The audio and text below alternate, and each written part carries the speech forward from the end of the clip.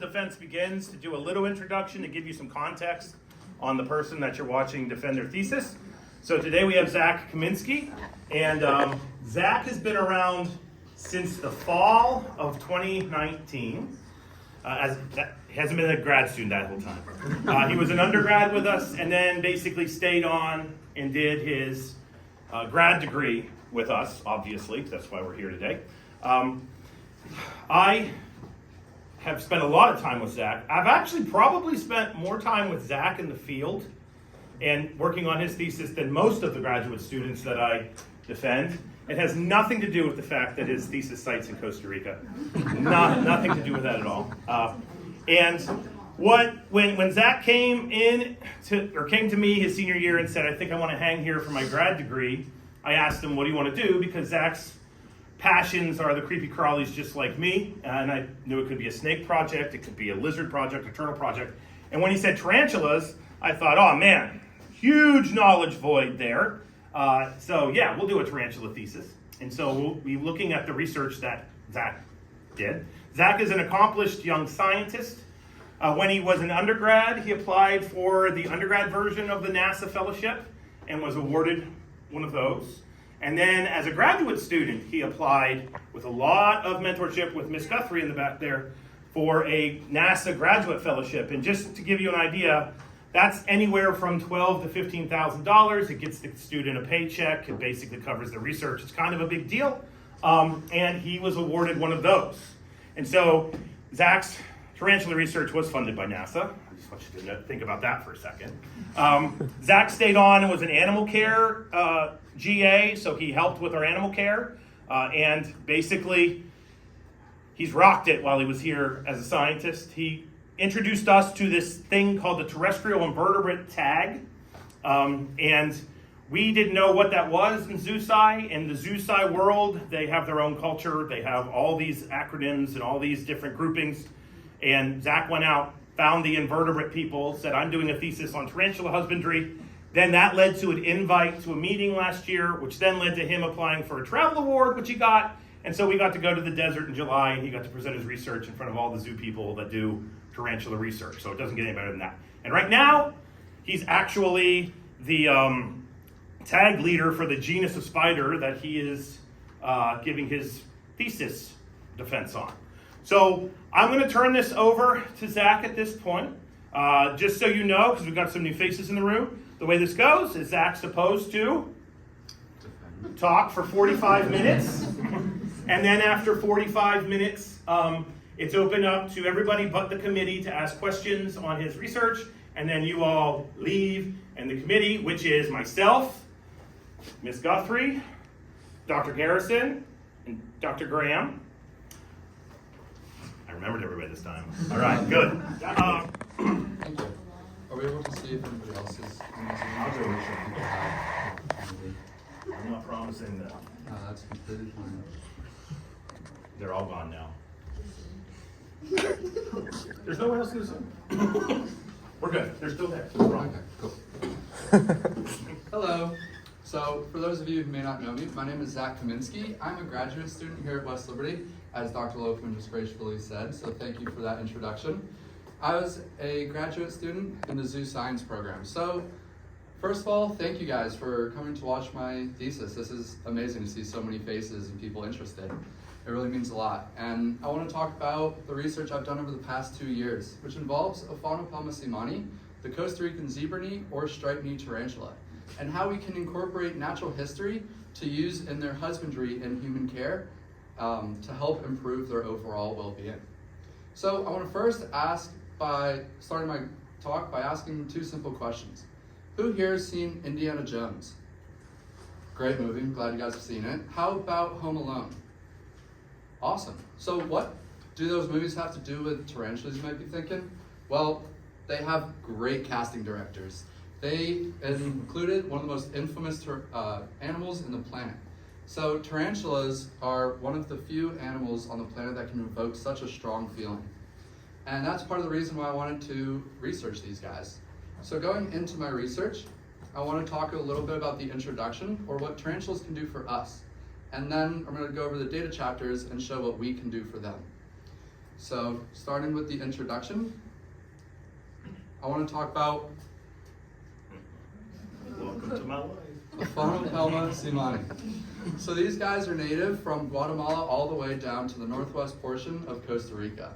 They're about 5 to 6 inches, and that might seem like a large spider, but there's tarantulas out there that get up to 11 inches, so they're a medium-sized one. They're a staple in arachnoculture because they were one of the first introduced species in the pet trade, as well as being one of the most researched studies out there. The males can live upwards of 5 to 7 years, whereas the females can live upwards of 20. And they are fossorial, meaning they like to dig in the ground, which is why they are an ecosystem engineer, or an animal that alters their environment in a way that impacts other organisms. They do this by allowing other animals to live in their burrows with them, as well as aerating the soil and dispersing the nutrients through the soil column when they dig, and that helps plants grow too. By eating insects, they're eating pest species, which allows farmers to use less pesticides, and their presence or lack thereof in an area can be used as a bioindication of heavy metal pollution. So going into arachnoculture, which is the basis of my talk, arachnoculture is defined as the breeding and keeping of arachnids in human care, and kind of be grouped into 3 main categories: pet industry, professionals, which are the zoos and conservation, as well as research. And arachnoculture has been increasing in popularity due to very beautiful species such as this Typhoclana celadonia, as well as the increasing knowledge and their relevance in research. So their venom, especially Psalmopius cambridgei, is being used to show that their venom can help with pain treatments, as well as other species possibly developing new epileptic drugs with their venoms. The way a tarantula moves is very unique and similar to that of a hydraulic. And Morrill 2020 looked at Aphanopelma simani and showed that the way that they move can actually be used to study the biomimetics and help advance robotics. The silk of tarantulas and spiders in general is a lot more flexible and stronger than steel, which allows it to be used in a variety of fields, such as textiles, as well as potential military use. So how do we take care of them if they're so abundant in human care? Well, there's a lack of knowledge on this, and they're often kept in minimalistic setups, as seen by this picture here. They're often kept in a box with a little bit of dirt, some water, and a hide. And oftentimes, there's not even enough substrate to fully cover a fossorial species like that of Aphanopelma simani. There's no added heat or rarely given heat, even though they are ectothermic animals, and their care is normally generalized into big groups such as tropical tarantulas or fossorial. The care is usually not species specific. So why do we care about their husbandry then? Well, tarantulas are animals too. They deserve the same respect and welfare that more charismatic megafauna do. It's easier to educate people on a non-stressed tarantula, so if we give them better welfare, we can use them as ambassador animals easier. It's also easier to study them if they're not throwing a threat pose, hence them being stressed out. If we can set them up in naturalistic setups, then we can potentially see novel behaviors and things that have never been documented before. There's current research showing that if keeping tarantulas in a more enriching environment has the potential to improve and increase the success of reintroduced spiders in the wild for conservation. There's currently no legal or ethical regulations regarding their welfare, which puts all of the responsibility on the keeper for that animal's well-being. So that's kind of what tarantulas can do for us, but what can we do for them? So I want to dive into the diet study. And the whole point of the diet study was to figure out what commonly fed insects in arachnoculture cause the most and the fastest growth in Aphanopelma simani. I want to point out, this is not trying to figure out the best diet or the healthiest diet, but rather focuses just on their growth. And tarantulas in human care are often fed a monotypic diet, which means they're often fed just one insect species for their whole life. There's currently not a lot known about how their diet can impact their biology, but we do know simple stuff such as the more you feed them, the more they grow, as seen by this graph shown by Padilla et al. 2018. And why is tarantula growth important? in arachnoculture, there's an abundance of wild-caught tarantulas, and tarantulas can take upwards of 12 years to reach maturity. So if we can increase the amount of captive bred stock sooner by raising tarantulas quicker, then we could potentially offset the need for wild-caught stock in arachnoculture. So diving into my experiment, I had 2 treatment groups. One was adult, and one was juvenile tarantulas, and there was 8 individuals in each. Each treatment group was then split up into 4 dietary groups, as seen here. So 2 individuals were fed crickets of each treatment group, 2 were fed mealworms for the juveniles, 2 were fed superworms for the adults, 2 individuals ate roaches, and the final diet group was alternating between all 3 insects. And I hypothesized that the group eating all 3 insects was going to grow the fastest due to the most diversity in nutrients. We housed the tarantulas in uniform minimalistic enclosures so that we could take them out and weigh them. There was a Govee, as seen in the top right, and that tracked the temperature and humidity for both adults and juveniles. As you can see, the temperatures and humidities here. The juvenile enclosures were then placed in a larger tub, and that tub had a heat pad underneath, which helped to warm the ambient temperature up for the tarantulas. The adult enclosures were not heated, however, and all of the insects that were fed and the tarantulas were weighed on an analytic balance to the 10,000th of a gram, as you can see in this picture here. And the tarantulas that were fed, or the insects that were fed to the tarantulas, were the same weight within 100th of a gram every feeding. The tarantulas were weighed every 2 weeks, and every time they were weighed, we also put them on grid paper and took a dorsal picture of their abdomen, as you can see in this picture. Those pictures were then uploaded to ImageJ and altered to be uniform, as seen in figure A by the crosshairs. And then in figure B, we can see the oval that was drawn over them, and these points here were then dragged and put along the edge of the abdomen to create a consistent measurement for all of the individuals. Diving into the juveniles, we studied them for 18 months and determined their growth by how much, or the molting frequency, or how much they grew. We determined their growth by molting frequency, or their instar duration.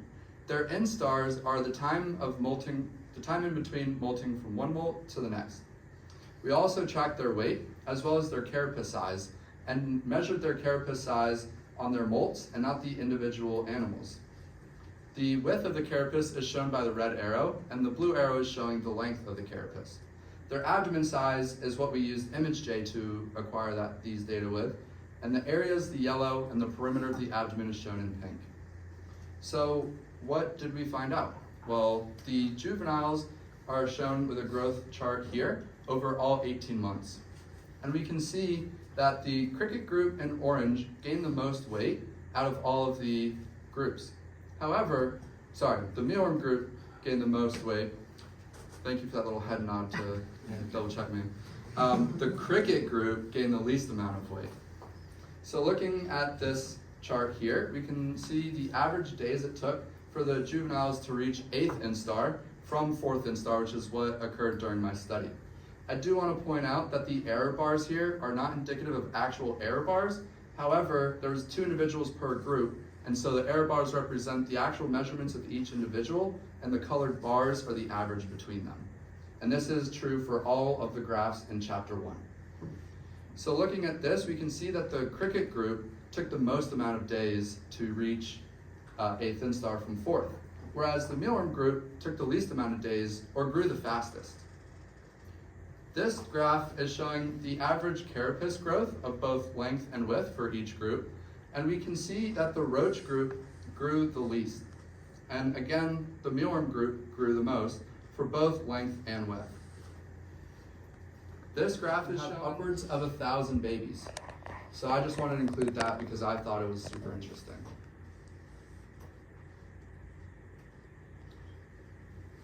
So diving into the in situ data collection for my first phase now. I wanted to collect natural history and environmental data on the microhabitat of a Faunopelma semani in the wild. We collected data such as burrow depth and soil texture, since these guys live in their burrow for the majority of their lives. So these affect where they can go as well as a lot of their biology. Other environmental factors that were collected was temperature, humidity, and lighting, and we also gathered activity level. And why are we collecting this? Because that's where they've evolved. So that's where we should be using the data to take care of them. So I went to Costa Rica twice for 6 weeks apiece.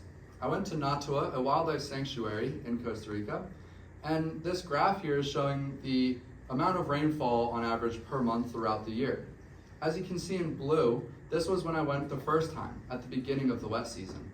And the green is showing my second trip, which is when I went at the end of the wet season. This is a range map of Afanopelma simani, so you can see they are from Guatemala to Costa Rica, but I went here, where Natua is located. And I want to focus in this picture a little more, and we can see that there's a dense cluster of trees down here, and everything else is surrounded by agriculture. These trees are Natua. And it was pretty interesting because we found a high aggregation of tarantulas around the paths of Natua right here. The other tarantulas that were found outside of Natua were aggregated along this one road as seen here. This is some of the data. These are some of the data that we collected in Costa Rica. The burrow characteristics are shown the methodology here. So this is a burrow cast of that tarantula burrow where that tarantula was found deceased after the snake left. I used plaster of Paris to fill it up and dig it out. So we can see what a burrow looks like. The white line on the bottom shows the burrow depth, and the black line on the left shows where the surface of the soil is, or where the burrow opening or portal is. And that's where burrow opening width and length or height was taken. Looking at this graph, we can see the burrow depth compared from the beginning and the end of the wet season.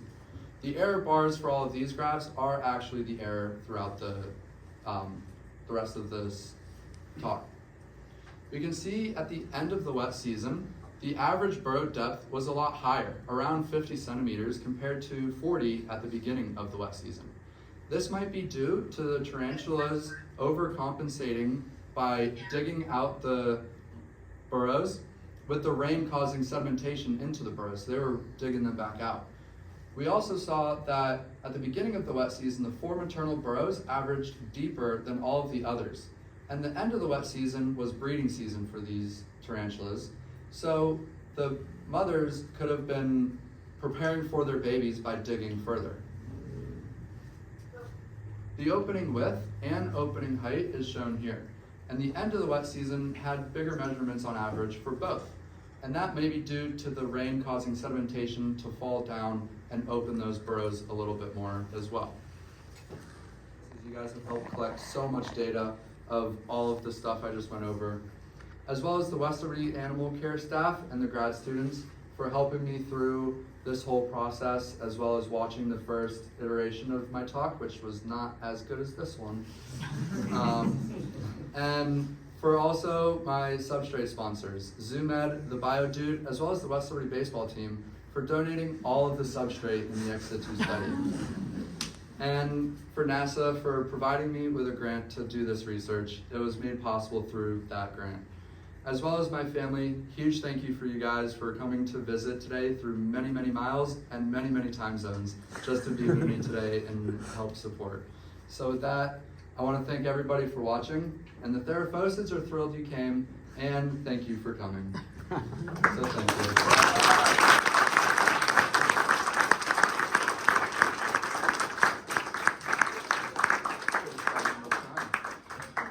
Okay, we have time for questions if you have.